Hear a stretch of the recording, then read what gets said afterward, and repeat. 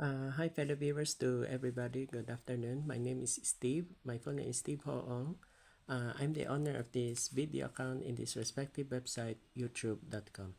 Okay, by the way, to all fellow viewers, meron akong sasabihin importante. Itong Necrological Videos is a Filipino actor. Siya yung naging politician kasi nag-avail siya ng position na city councilor and at the same time board member sa kanilang province. Yan po ang kanyang hometown. Sino ba itong tinutukoy ko? By the way, I'm referring to Filipino actor Patrick De La Rosa. I think you know him. By the way, to all viewers, I'm using two languages. Filipino, which is the official language, Tagalog, and the most common languages in the world, English, because English is a second language. Okay. By the way, ito siya, fellow viewers, hindi to siya totally complete. Kahit i-analyze nyo itong video na itong necrological video na ito is kung siya simple, pero may mga movies na detailed. May mga actors, actresses akong babanggitin. These are very important kasi ito yung mga nakasama niya yung buhay pa siya. Okay. By the way, to all viewers, please take note, si Filipino actor Patrick De La Rosa ay namatay na po at age 64. Kung namatay siya sa US October 27, 2025 sa Bakersfield, California, so sa Philippines, na-confirm na October 28. This is came from his nephew, Jomar De La Rosa, kasi may kakilala siya sa province of Oriental Mindoro, so sa Provincial Information Office. So, it was confirmed. So, hindi siya fake news. Totoo po ito. Siya po yung Matinee Island ng 1980s tsaka 1990s. Na? Ang kanyang full name ay Patrick Manalo De La Rosa.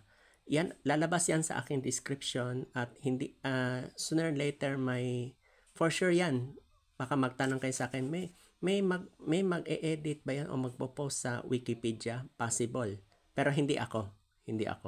Kasi ako more on necrological videos. Then kung may magsusupport sa akin, financial support yung sa website, yun, lalabas ang pangalan niya. As long as the financial support continues.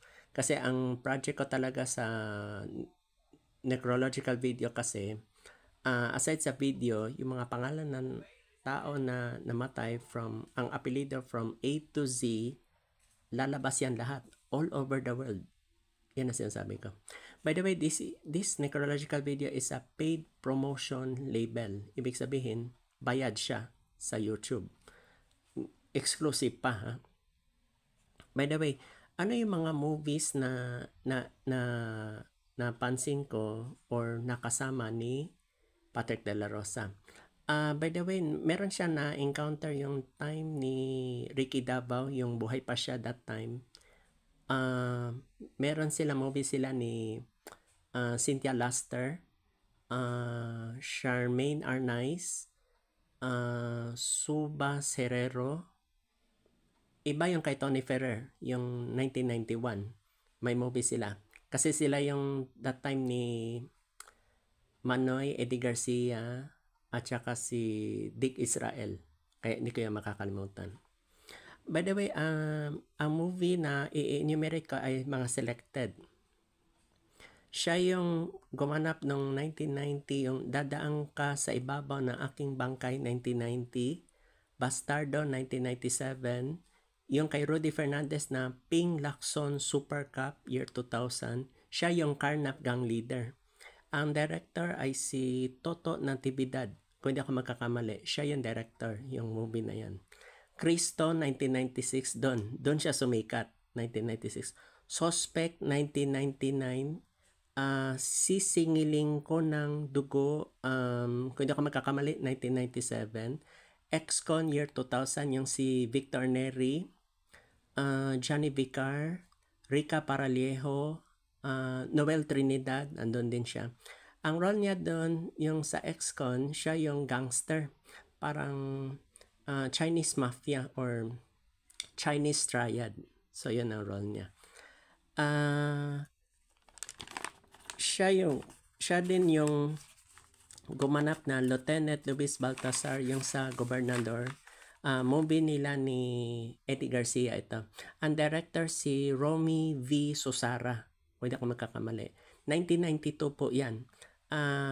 Ang asawa niya doon sa movie ay si Beverly Berhel. Tapos nakasama pa niya si Pinky De Leon, yung kapatid ni Christopher De Leon. Pero ang nandoon si Pinky De Leon. Dante Rivero, Romeo Rivera, Res Cortez, yung papa ni Soren, Lito Legazpi, yon hindi ako pwede magkamali. Dante, I think, na-mention ko Dante Rivero, Berting Labra, yung supposed to be magwi-witness, tapos binaril siya ni Res Cortez.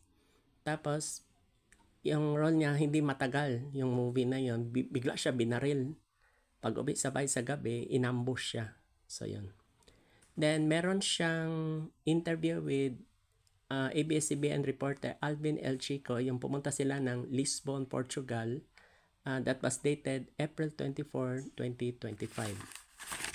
By the way, ang cause of death is cancer, tapos secondary to pneumonia, na yun ang nakakos na pagkamatay. Mabilis ang pangyayari, I'm gonna tell you. By the way, that's all for today. This is my simple necrological video. By the way, before I say goodbye, don't forget to subscribe and click the notification bell for my next necrological videos. Thank you so much for listening in this video. Good afternoon.